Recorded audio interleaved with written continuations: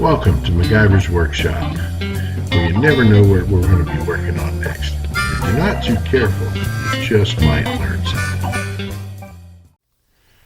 Hi there. Welcome back to another episode of MacGyver's Workshop, where you never know what we're going to be working on next, and if you're not too careful, you just might learn something. Okay, so we're back on the Ole Blue Restoration project, and I'm at the point now where I'm ready to take my engine blocks to the machine shop. This situation actually is a very good testament that to the fact that just because an engine is a few years newer doesn't necessarily mean it's better. The donor truck had a block casting indicating that it was cast in 1986 versus, of course, the original truck's like going to be 81 or 82. So after tearing both engines down, the 86 is in actually worse condition than the 82. Now, the other part about the 86 is it looks like somebody did some shady, sketchy stuff. I always like to hope for the best in people, but when it comes to used car dealers, especially this rinky-dink tote lot that we found this donor truck on, chances are if their lips are moving, they're lying. So he had the truck marked and advertised on the internet just for regular retail sale. He wanted like $2,700 for it. And, it's just such a heap. This truck's old and ragged out and everything. And it's a $500 truck at best, if you were going to buy it to drive it. When we got it, we noticed that it looked like it had a new oil pan gasket on it, and so somebody had been in it. And that's usually your first warning if you're buying a vehicle from a rinky-dink used car lot, because that means they probably did some jackleg repairs on it or whatever to make it sellable.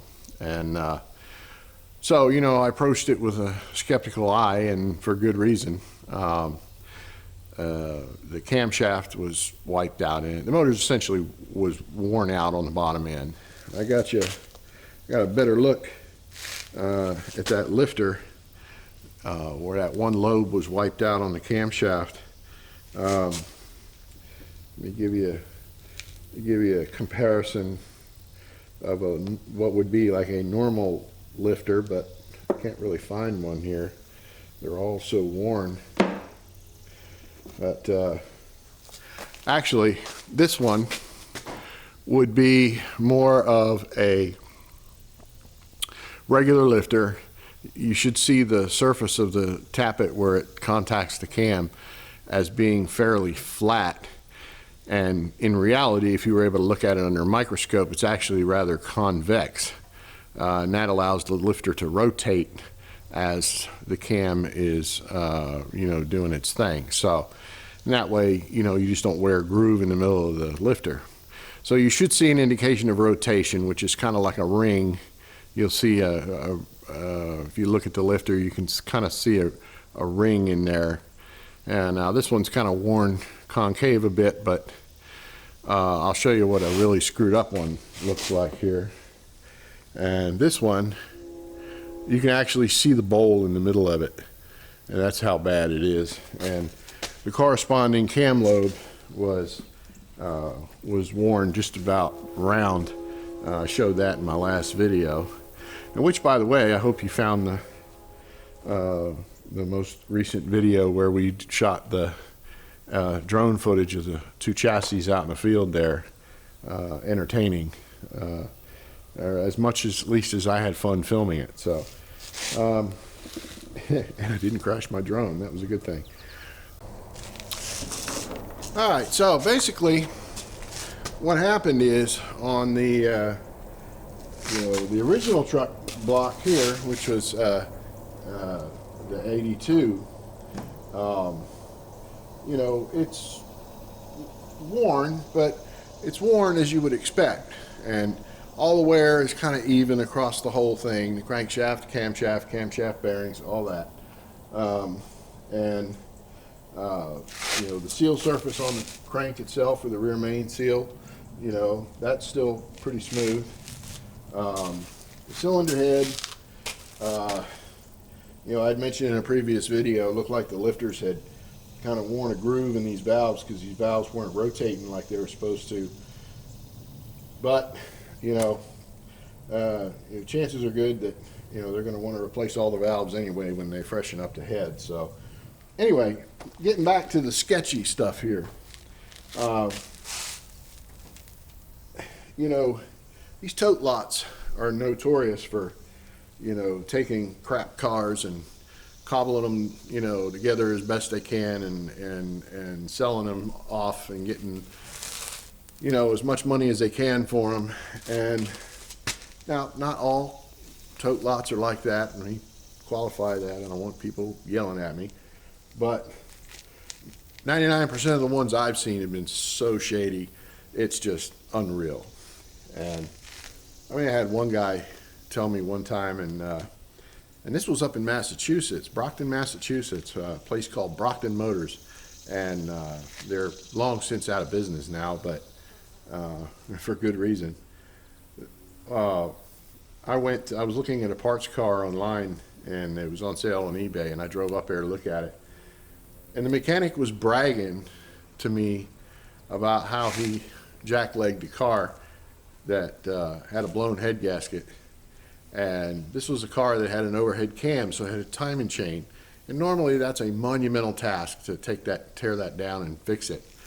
And he was joking and laughing about how he took an engine hoist, undid all the head bolts, and undid the timing sprocket, and just, you know, lifted the head up as far as it would go with the sprocket and everything in place, so it didn't let tension loose on the chain, which would have made it jump time and all that. And with a gap of about this much, he scraped out the old remnants of the head gasket, laid 2 head gaskets in there, and bolted the head back down and rolled it out the door. You know, it's like, man, you crooked son of a gun. But, you know, this is the kind of sketchy stuff they do. You know, you used to talk about in the old movies, you talk about the banana peel and the rear axle and sawdust and all that, but, you know, you would not believe it, the sketchy things that some of these people do. And I'm thinking, you know, and like I say, I always like to think the best of folks. So this was either one of those sketchy deals or just a, you know, hillbilly backyard repair, which, okay, you know, when I ran the motor, it was dead quiet, didn't have a single knock in it, but, you know, but for how long, you know, and you'll see why here in a minute.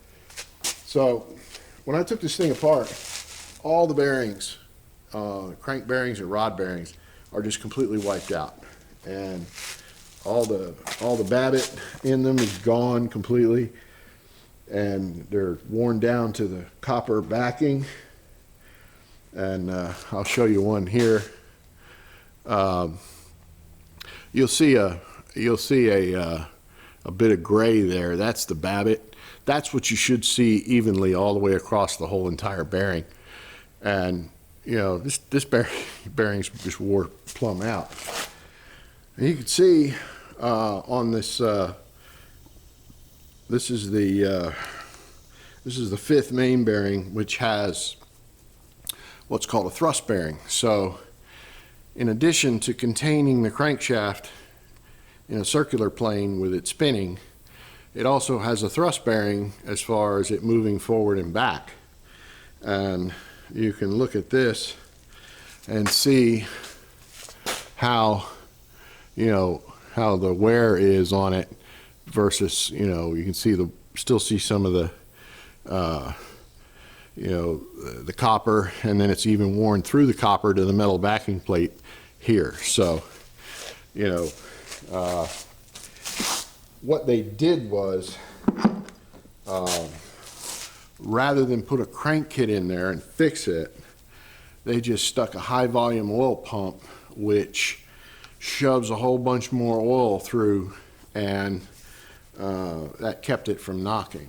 And The other thing they did too is they put viscosity improver in the oil, and you can always tell because you can smell it, and it smells like old gear oil. It's got a real kind of odd stinky smell to it, and when you're looking at the crank and the bearings when it's apart, the oil will kind of have a yellowish tinge to it, and some of that stuff would be like STP oil treatment, Hastings motor honey, you know, and it's just this goop that you pour in there that blends with the oil and thickens it up so that it doesn't, you know, it keeps the clearances, you know, fills in the clearances in these worn bearings better so that the crank doesn't rattle around or the rod doesn't rattle around and you don't hear a death rattle in the engine. So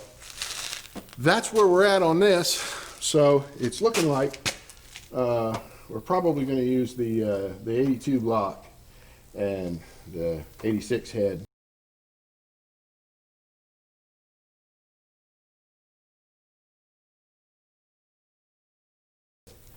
And the 82 crank, but I'm going to, we're on our way to head out to the machine shop. I'm going to take both of them with me anyway and let him look at both, but I'm pretty sure he's going to come to the same conclusion I did. And one other thing I should mention, and this is always good if you're going to take a cylinder head to the machine shop, you know, because anything that you don't have to pay them to do, you know, is better for you money-wise. And one of the things that they always tell you, or told me, is to go ahead and wire wheel out the combustion chamber where the valves are and get a good look in there to see if the head's cracked. You know, these 6-cylinder heads here, they're notorious for cracking in between the intake and exhaust valve. So, you know, had this engine ever been overheated, which is probably the one malady that this engine didn't experience from my observation, because when they get overheated, you know, you can smell it in the engine. It has a different smell. And but this one looks to be in pretty good shape. I don't see any cracks, and we'll go ahead and get these off to the machine shop and get them going.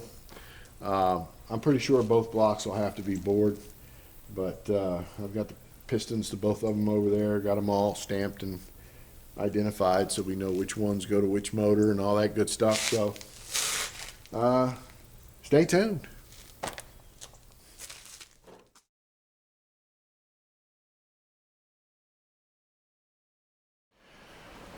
All right, well, the engine's off at the machine shop getting worked on. And while I'm waiting on it to get done, I'm going to use my other engine here that was in the donor truck that we're not working on to help mock everything up. And we were considering doing some stuff with the one barrel and the intake and all that sort of thing, but I kind of decided against it because while we could make it work, it was going to really be only beneficial at the top end, and it was going to rob a lot of power down low, and that's just not where we want to be with this motor. We want everything off idle up to maybe 3,500, 4,000 tops, because that's where this thing's going to be all the time. It's got a 3.0 gear and it's got the overdrive manual, so it's really going to be a low RPM you know, engine, so we want to make all our power there. So anyway, while the machine engine's off at the machine shop, I'm going to putz around with this, and I'll show you some of the stuff that we're doing. I talked about the EFI exhaust manifolds before, and we got away from the idea of using the factory intake manifold. So let me just show you what we got. All right, so this is the what they refer to as the EFI exhaust manifolds for the Ford 300 6-cylinder.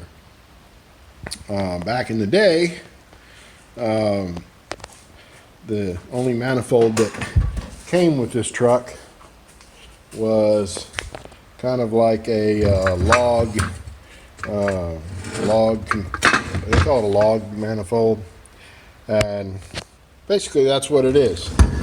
You know, you've got just this cast iron log, okay, and you know, all your exhaust ports dump into it, and pretty restrictive, but good enough, you know, for, you know, a stock vehicle, and for the most part pretty reliable, except for they all crack right here, and you know, and then this is on the side that's towards the motor, so you don't really know where that is coming from when it's cold. And then when it warms up and the cast iron expands, it may seal itself up. But so that was actually really very common on these manifolds.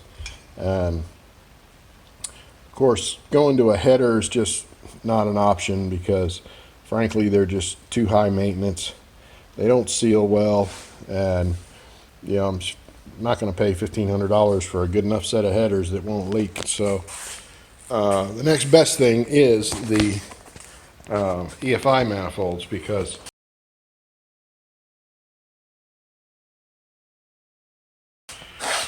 they flow better because they have bigger, larger runners in them, and you've got basically 3 cylinders dumping down into a 2-inch dump here on each one, okay, and then those 2 dumps there, okay, go into a single 2.5-inch pipe, whereas in the the original factory, you're dealing with like 1 7/8 or 2-inch, you know, all the way back from the front, and you know, so it's a good improvement in flow right there. So we're going to go with that, and we come back here to 2.5, and then the muffler.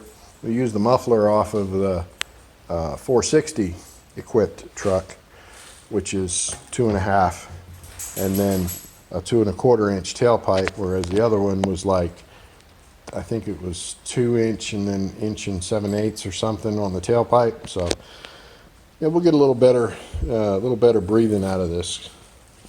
So all right, well, let's we'll set our donor engine back into the frame here. I went ahead and pressure washed it. There's still a little schmutz on it here and there, but it's for the most part clean. And then we'll get it in there, and I'll kind of mock up that exhaust and make sure everything's going to fit right, and figure out where I'm going to put my hangers and all that good stuff.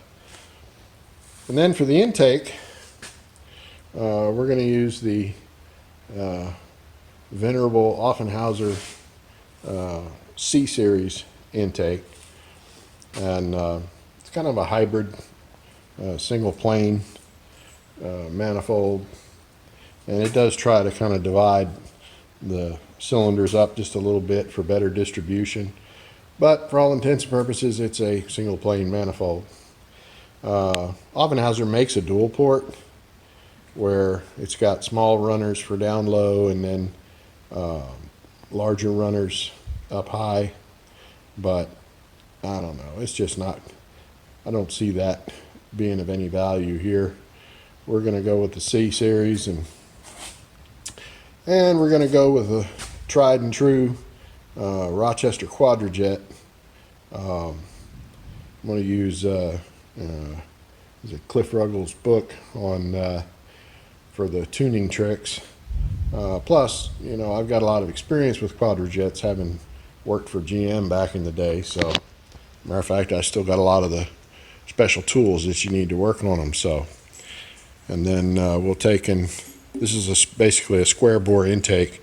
So we'll use a square bore to spread bore adapter, bolt our Rochester Quadrajet on there, and that's going to be just a whole lot more reliable, I think. Plus, it's going to be real snappy and peppy with that cam that we're using, because with the really small primaries, the throttle response is going to be really, really good. So, and then of course, Rochester Quadrajet has those gigantic secondaries that as long as you tune them right, and when they open up, then it'll give this thing all the fuel it can handle. So, and that's pretty much it for that. So I'm gonna see if I can get this thing set in there and mock that exhaust up and see how it looks. All right, so the one thing I always worry about when I order a factory-made pipe is, most of the time they never fit, but this one's a good one. It's bent right, bolted right up. And then of course there's a straight section that you cut to length. They just give you one part number, and then you cut the length depending on what wheelbase truck you have. And this is a short wheelbase, so we'll end up with a cutting it back around here somewhere. And in the tailpipe, I just kind of got it laid there. See, all the tailpipes are now coming with the little hook, and they use a rubber, kind of a rubber ring. The early models had a rubber bushing, and then a straight piece of metal that came out of the pipe and slid in there. So if I can't make up something to work with that, then I'll take that off and convert it to a ring style. And then, like I said, somewhere in here, a muffler will go in there, and I'll have to fabricate a hanger to go right here that holds up the end of the muffler, and that'll take care of all that. But that's going to be it for now, because it's a work night. Tomorrow's Monday. Ugh. So can't be out here all night working late. Got to get some dinner and get some sleep. So stay tuned for next time. Thanks for watching. So I'm sitting here editing down my video, and I wanted to add a couple of things to it after the fact. Now, I joined this forum called FordSix Performance, and I've got to tell you that when it comes to the Ford 300 6-cylinder, I mean, the folks on this forum have been there, tried that, done that, and come up with just a wealth, a literal cornucopia of knowledge. I've had extensive conversations with one of the users, P Muller 9, and I got to tell you, good on you, mate. I'm just grateful, for you sharing or being willing to share your knowledge and your experiences for what you've been through and what you've done on whatever builds you did with the Ford 306. And my situation's a little different. Most of the guys on the forum, from what I can tell, they really want to zoot that 300 up and just make it the best that it can be, and totally down with that. My case is a little weird because this is a bone stock truck.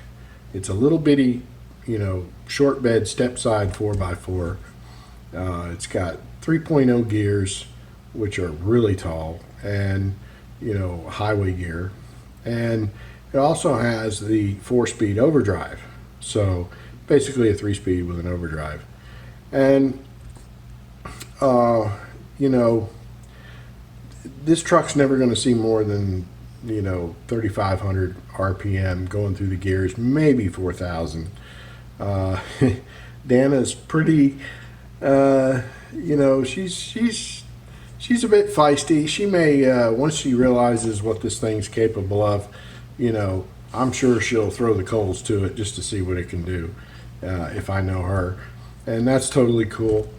But I think that the specs for what I need to do on this truck are just a tiny bit different. And this machinist that I'm working with is really awesome. I mean, my first experience with him was back about 10 years ago when I was rebuilding the engine on an old Massey Ferguson 135 tractor, and it's this oddball 3-cylinder Perkins gasoline engine that was converted back to gas from diesel. So the thing's got like an 8-inch stroke or something, and it's just a hoss. But anyway, this guy, it's like he knew everything and did a really fine job. And that tractor's still humming along. I mean, I love it. And but anyhow, I had no idea who I was talking to. This guy is like deeply connected with the racing community in not just the Nashville or Portland or Franklin, Kentucky areas. I mean, dude's like connected all over the place. And the name of the place is REM Machine, and it's this little, I don't know, this little cubby in this building that he shares with a auto repair shop in Franklin, Kentucky. And he's an old guy, one-man shop. I think he has some kid that comes along and helps him out, do some grunt work or whatever. But this dude's like a little Yoda or Jedi Master or something, because everybody I talk to in the racing community here, demolition derby, bracket racing, drag racing, claimer racing, all this stuff, they all know this guy and they all use him. And dude's awesome. And he went through all this stuff and basically laid it out. 90% of what he said totally jives with everything that I learned on the forums. And I really want to give a big shout out to the FordSix Performance forums because and there's other ones out there too. There's other Ford forums that I've looked through, so I don't mean to diminish them, but FordSix Performance is the one that I focused on. And again, P. Muller 9, you rock. Thank you for all your help and wisdom that you've bestowed upon me in this whole project. So I just wanted to throw that out there and give a good shout out to the forum and P. Muller 9 and a few of the other guys out there. It's amazing what you guys have experienced and what you guys have done. I just can't thank you guys enough for sharing all that information with me. And Frenchtown Flyer, you're out there too. Looks like you and P. Muller 9 are one of like the grand wizards of the forum, from what I can tell.